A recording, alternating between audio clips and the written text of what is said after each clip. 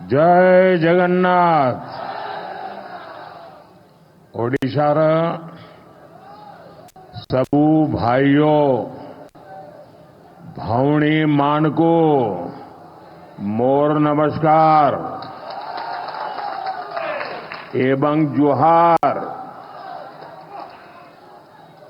ओडिशार मोर सबू परिवारजन मां मौसी भाई भौणी जूब साथी मानकू शुभेच्छा ओ अभिनंदन। 5 दिन पहले मुझे दिल्ली में उड़ीसा पर्व इस शानदार समारोह में शामिल होने का अवसर मिला था और बहुत बढ़िया मसाले वाली चाय भी पी थी।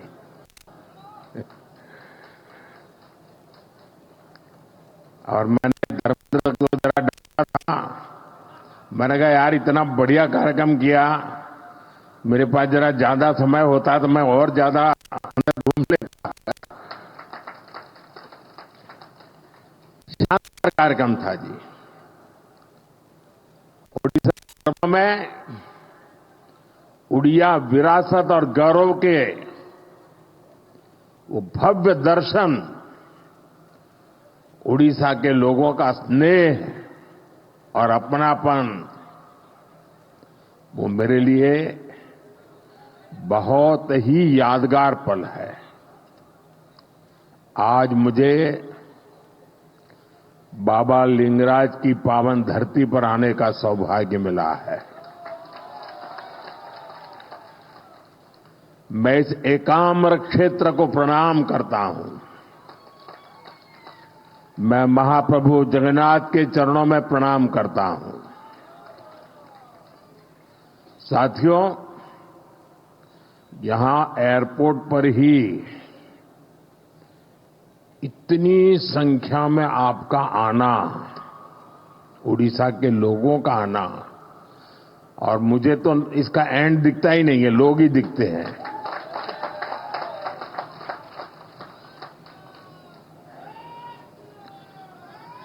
आपके इस प्यार के लिए मैं आपका बहुत आभारी हूं। और मैं देख रहा हूं कि एक उमंग, ऊर्जा आपके चेहरों पर, खुशी, चमक मैं देख भी रहा हूं, मैं अनुभव कर रहा हूं। और ये चमक बता रही है कि महाराष्ट्र चुनाव के नतीजों ने, हरियाणा के चुनाव के नतीजों ने, और इन दिनों देश भर में जो उपचुनाव हुए उससे जो नतीजे आए हैं, पूरे देश में कैसा विश्वास भर दिया है, ये मैं आपके आंखों में देख रहा हूं। आप देखिए, उड़ीसा ने शुरुआत की, फिर हरियाणा, फिर महाराष्ट्र, और यही तो भाजपा की विशेषता है और यही हमारे कार्यकर्ताओं का सामर्थ्य है, हमारी पार्टी के कार्यकर्ताओं का सामर्थ्य है। विपक्षी दल बीजेपी सरकार के खिलाफ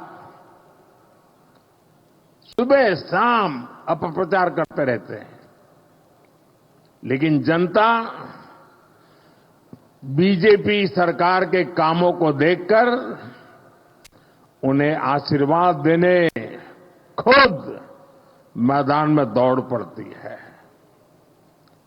आप याद करिए, चुनाव से कुछ महीने पहले तक बड़े बड़े पॉलिटिकल एक्सपर्ट्स ओडिशा में बीजेपी को पूरी तरह से खारिज कर रहे थे। ये लोग कह रहे थे कि उड़ीसा में बीजेपी इतनी बड़ी ताकत बन ही नहीं सकती कि वो अपने आप अपने बलबूते पर सरकार बना ले। लेकिन जब परिणाम आए तो सारे के सारे अपने आप को बड़ा तीसमार खा मानते थे। वो लोग हैरान हो गए, क्योंकि उड़ीसा के लोगों ने भाजपा की केंद्र सरकार के कामों को और दिल्ली में बैठते हुए भी उड़ीसा के लोगों के साथ जो अपनापन का नाता, सुख दुख का साथ, ये 10 साल में उड़ीसा के गांव गांव, घर घर ये बात पहुंच चुकी थी। जब राज्य में हमारी सरकार भी नहीं थी, हमारी योजनाओं के नाम भी बदल दिए जाते थे, सब कुछ होता था, फिर भी ओडिशा के विकास के लिए पूरी लगन और ईमानदारी से हम लगातार काम करते रहे। केंद्र सरकार ने, और मैं कहता हूं भारत सरकार के मंत्रिपरिषद में जितना उड़िया का प्रतिनिधित्व रहा है, पहले कभी नहीं रहा। और केंद्र सरकार ने कभी ये नहीं सोचा कि यहां पर जो सरकार है वो हमारे साथ है नहीं है, कार्यकर्ताओं को अच्छा लग रहा है बुरा लगता है, हम नहीं सोचते।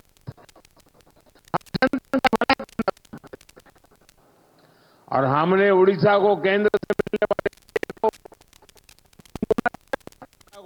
से मिलने वाले बजट को 3 गुना किया था।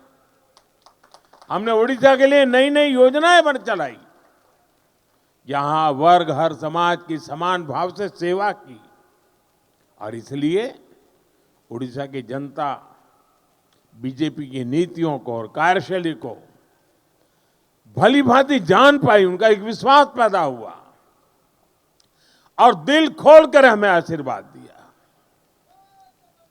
मैं तो इंटीरियर में जाता था, कभी मैं संकोच करता था कि अरे मेरे हिंदी भाषा में मैं बात कैसे पहुंचाऊंगा, लेकिन मैं देख रहा था कि भाषा भी कभी रुकावट नहीं बनी, भाव इतने मजबूत थे जो भाषा से भी ऊपर सवार हो जाते थे।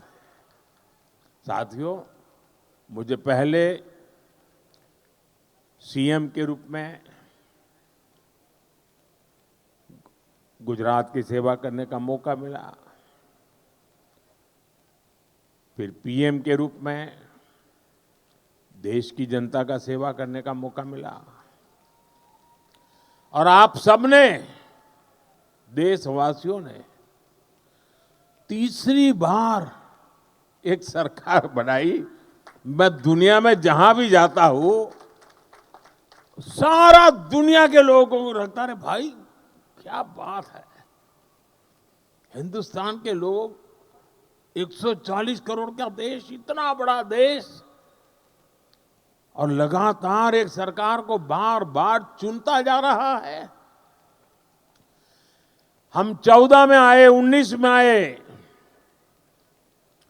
उससे दुनिया में जितना प्रभाव था 24 में उससे अनेक गुना ज्यादा हो गया है। और साथियों, जब मैं सीएम पीएम के रूप में काम करता रहा, मैंने राजनीति के अलग अलग रंग देखे हैं, मैंने उसके तरीके भी देखे हैं, और मैं मानता हूं कि राजनीति में नीतिगत विरोध ये बहुत स्वाभाविक है, ये लोकतंत्र का स्वभाव है। किसी भी निर्णय को लेकर अलग अलग मत हो सकते हैं, राजनीतिक दल अपने हर तरह के विचार जनता के बीच ले जाते हैं, और पूरा अवसर होता है जनता को प्रशिक्षित करने का। हर राजनीतिक दल को राजनीतिक विचार को हक होता है, और ये अधिकार का भरपूर उपयोग कर भी सकते हैं। राजनीतिक दल अपनी बात जनता के बीच पहुंचाने के लिए, जनता को जागरूक करने के लिए आंदोलन भी करते रहते हैं। लोकतंत्र की, संविधान की मर्यादाओं में रह करके अपने विचार को प्रकट भी करते हैं। और आंदोलन पहले भी होते थे, आंदोलन आज भी होते हैं, लेकिन पिछले कुछ समय से एक बहुत बड़ा बदलाव आप सभी महसूस कर रहे होंगे। भारत की संविधान की भावनाओं के उसे कुचल दिया जाता है। लोकतंत्र की सारी मान मर्यादाओं को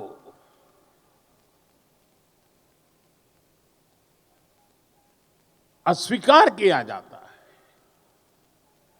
जो लोग सत्ता को अपना जन्मसिद्ध अधिकार समझते हैं, उनके पास केंद्र की सत्ता पिछले एक दशक से वो खो चुके हैं।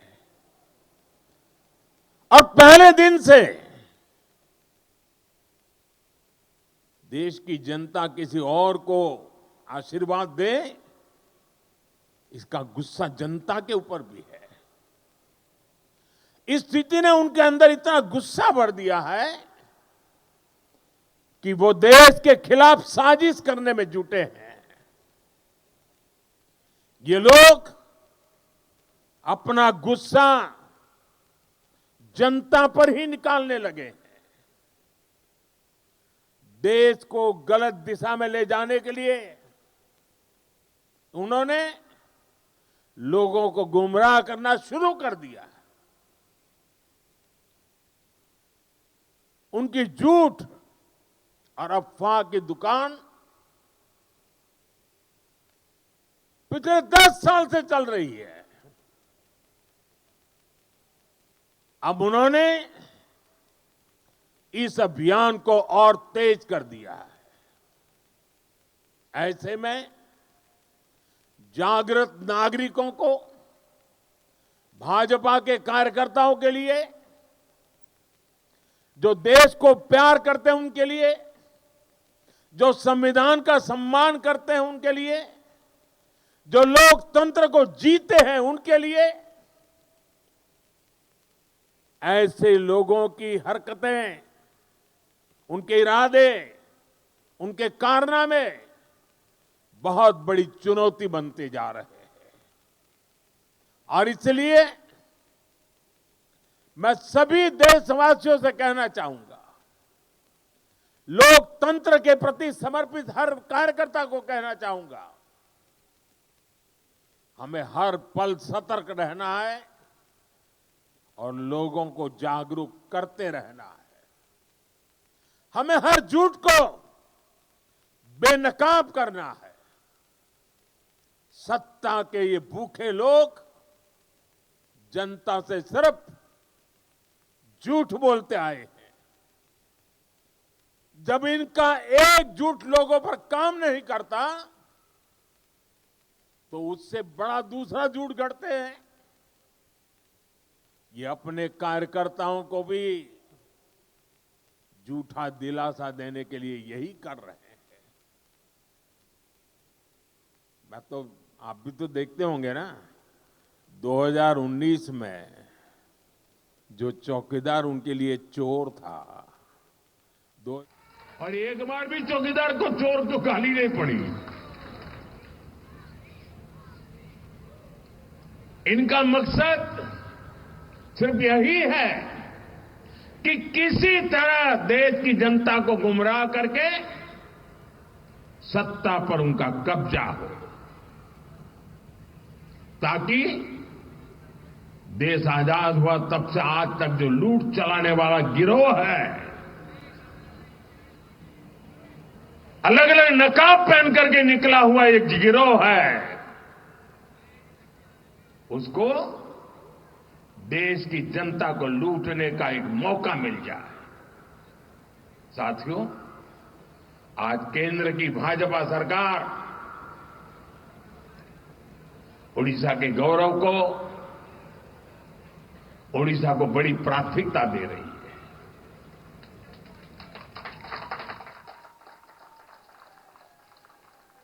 इसी महीने ओडिशा में आप सभी ने बाली यात्रा का भव्य आयोजन किया, सफल आयोजन किया है। और अभी मैं यहां डीजीपी कॉन्फ्रेंस में हिस्सा लेने आया हूं। और आप में से बहुत लोगों का आश्चर्य, यहां के मीडिया के लोगों को भी आश्चर्य होगा। हमारे देश में लगभग 125 साल से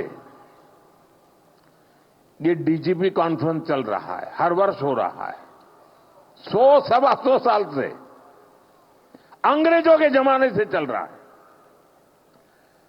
125 साल से डीजीपी कॉन्फ्रेंस चल रहा है, उड़ीसा में पहली बार हो रहा है।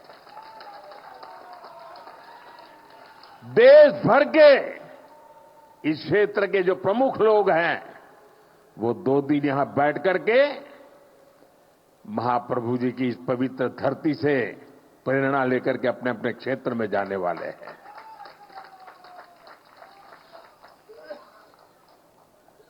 अभी तो डीजीपी कॉन्फ्रेंस है, अभी 4 दिन के बाद 4 दिसंबर को यहां पर नौसेना दिवस का अवसर इस बार पुरी में ऑफ डेमो 2024 का आयोजन हो रहा है। ये भी अपना अपना बहुत बड़ा अवसर होता है। वो भी पुरी के ब्लू फ्लैग बीच पर नौसेना का अपने सामर्थ्य का प्रदर्शन करेगी। इसका मतलब कि पूरा उड़ीसा वैश्विक नजरों की केंद्र में आने वाला है। और फिर 1 महीने के भीतर भीतर 2025 में जनवरी महीने में ही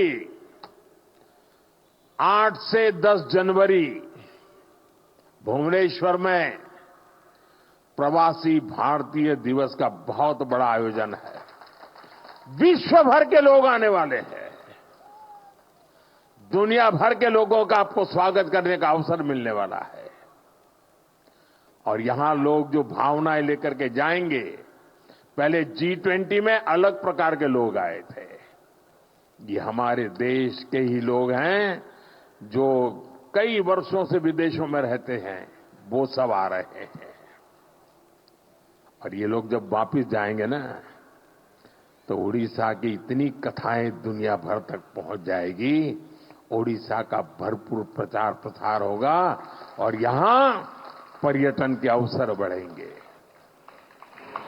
हम उड़ीसा को देश ही नहीं, दुनिया के नक्शे पर प्राथमिकता दिलाना चाहते हैं।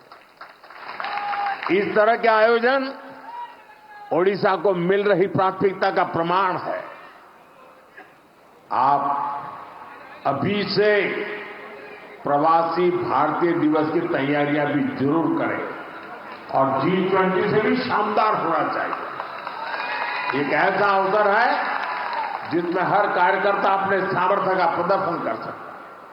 हमारा ओडिशा स्वच्छ हो, सुंदर हो, हमारे पास 1 आध महीना है, शानदार कर सकते हैं, सफाई का बड़ा अभियान चला सकते हैं।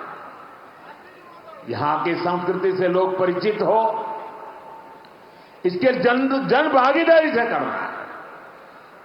उड़ीसा के हर नागरिक को लगना चाहिए दुनिया के मेहमान मेरे घर आ रहे हैं, ये भाव आना चाहिए। हम और आप मिलकर के उड़ीसा के गौरव को बढ़ाएंगे। साथियों, उड़ीसा में डबल इंजन की सरकार बनने के बाद यहां हर सेक्टर में विकास ने नई गति पकड़ ली है। उड़ीसा में एक साथ हजारों करोड़ की इंफ्रास्ट्रक्चर परियोजनाओं पर काम शुरू हुआ है। सरकार की कल्याणकारी योजनाओं का फायदा हर वर्ग को मिलना शुरू हुआ है। खेल हो, शिक्षा हो, पर्यटन हो, हर क्षेत्र में ओडिशा ने जो रफ्तार पकड़ी है वो अभूतपूर्व है। ओडिशा के शहरों में आधुनिक सुविधाएं, नई नई सुविधाएं जोड़ी जा रही है और राज्य की भाजपा सरकार यहां स्टार्टअप इकोसिस्टम डेवलप करने पर फोकस कर रही है। नौजवानों का उज्जवल भविष्य का शिलान्यास हो रहा है। राज्य की धरोहर को समृद्ध बनाने का अभियान भी तेज गति से चलाया जा रहा है। मिशन पूर्वोदय से भी उड़ीसा का विकास की नई रफ्तार पकड़ रहा है। जब इंफ्रास्ट्रक्चर बेहतर होगा तभी यहां की खनिज संपदा, यहां के समुद्री तट औद्योगिक अवसरों में बदलेंगे। साथियों, नए उद्योग प्रदेश में आए, इसके लिए सरकार द्वारा सही नीतियां और सही नीयत की भी जरूरत होती है और जो आज देश और दुनिया के लोग अनुभव कर रहे हैं भाजपा की सरकार बनने के कारण। और ये काम उत्कर्ष उत्कल अभियान के जरिए हो रहा है। उड़ीसा को नए निवेश के लिए तैयार किया जा रहा है। यहां नए उद्योग लगेंगे, नए अवसर बनेंगे, युवाओं को रोजगार मिलेगा। युवा बड़े बड़े अवसरों के लिए तैयार हो, उनके सामर्थ्य का सही इस्तेमाल हो, इसके लिए शिक्षा व्यवस्था में भी बड़े परिवर्तन की जरूरत है। इसलिए भाजपा की सरकार आते ही हमने राज्य में राष्ट्रीय शिक्षा नीति को पूरी तरह लागू किया। ओडिशा में स्कूलों के लिए पीएम श्री योजना और हायर एजुकेशन के लिए पीएम उषा योजना को भी लागू किया। भाइयों बहनों, एक और हम भविष्य निर्माण की दिशा में आगे बढ़ रहे हैं। दूसरी ओर उड़ीसा को जन कल्याणकारी योजनाओं का भी लाभ मिल रहा है। उड़ीसा के लाखों गरीब परिवारों को पक्का मकान देने का अभियान तेजी से आगे बढ़ रहा है। हर घर तक पानी पहुंचाने के लिए हमारी सरकार मिशन मोड में काम कर रही है। गरीबी के खिलाफ लड़ाई, गरीब के जीवन स्तर को बेहतर बनाने के प्रयास और पूरी ताकत से तेज किए गए। साथियों, उड़ीसा के लोग हमारी सरकार आने के बाद एक और बड़ा अंतर देख पा रहे हैं। हमारे मुख्यमंत्री मोहन चरण मांझी जी आज उड़ीसा के अलग अलग हिस्सों का दौरा कर रहे हैं।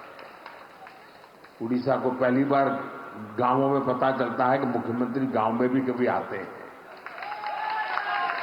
जनता से जुड़ना और जनता के बीच जाकर उनकी समस्याओं को समझना, यही भाजपा की परंपरा है, भाजपा की संस्कृति।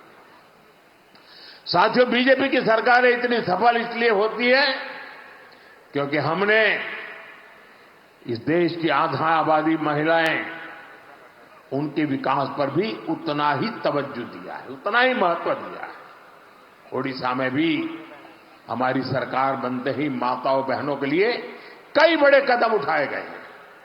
माता सुभद्रा का आशीर्वाद लेकर हमने सुभद्रा योजना शुरू की। ये योजना महिला सशक्तिकरण की पहचान बनेगी। जब हमारी माताएं बहनें आर्थिक रूप से सशक्त होगी तो राज्य की अर्थव्यवस्था में उनका योगदान बढ़ेगा। मुझे खुशी है कि बीजेपी के प्रयासों से ओडिशा की आदिवासी बेटी द्रौपदी मुर्मू जी आज देश की राष्ट्रपति है। इससे पूरे देश के आदिवासी समाज का गौरव बढ़ा है। मुर्मू जी के देश के सर्वोच्च पद पर आसीन होने से हर वर्ग की बेटियों में आत्मविश्वास बढ़ा है। एक आदिवासी बेटी की यात्रा आने वाली कई पीढ़ियों तक प्रेरित करेगी। साथियों, ओडिशा में जनजातीय कल्याण के लिए कई महत्वपूर्ण कदम उठाए गए। ओडिशा के 13 आदिवासी समुदायों को पीएम जनमन योजना का लाभ मिल रहा है। आदिवासी बच्चों की पढ़ाई बीच में न छूटे, इसके लिए उनके घर के पास ही स्कूल की सुविधा देने का प्रयास किया जा रहा है। उड़ीसा के आदिवासी बहुल इलाके में एकलव्य मॉडल आवासीय स्कूल खोले गए। साथियों, चुनाव के समय मोदी ने आपको कहा था कि जो गारंटी मैं दूंगा उसे तेजी से पूरा किया जाएगा। आज उड़ीसा में हमारी सरकार हर गारंटी को पूरा करने के लिए काम कर रही है। अब उड़ीसा में धान की खरीदारी 3,100 रुपये प्रति क्विंटल में की जा रही है। इसके लिए राज्य सरकार के बजट में 5,000 करोड़ रुपए की व्यवस्था की गई। पिछले हफ्ते राज्य सरकार ने बरगढ़ जिले से बढ़ी हुई दर से धान खरीदना शुरू कर दिया। इसी तरह हम अपनी हर गारंटी को तेजी से पूरा कर रहे हैं। इसलिए मैं फिर कहूंगा, मोदी की गारंटी यानी गारंटी पूरी होने की गारंटी। साथियों, हम हमारे संकल्पों को पूरा करेंगे, विकसित ओडिशा के लिए काम करेंगे और मैं आपका उत्साह और उमंग देख रहा हूं। जो सपने लेकर के हम चले हैं उसके लिए मेहनत में कोई कमी नहीं करेंगे, रखेंगे। आप सब यहां आए, इसके लिए मैं एक बार फिर आप सबका आभार व्यक्त करता हूं। दरअसल तो मैं एक आज सरकारी मीटिंग के लिए आया हूं, लेकिन हमारे धर्मेंद्र जी वगैरह ने तय किया नहीं, हम तो चाहते हैं, तो मुझे अच्छा लगा। आप सबके दर्शन करने का मुझे मौका मिल गया। आप सबका बहुत बहुत धन्यवाद।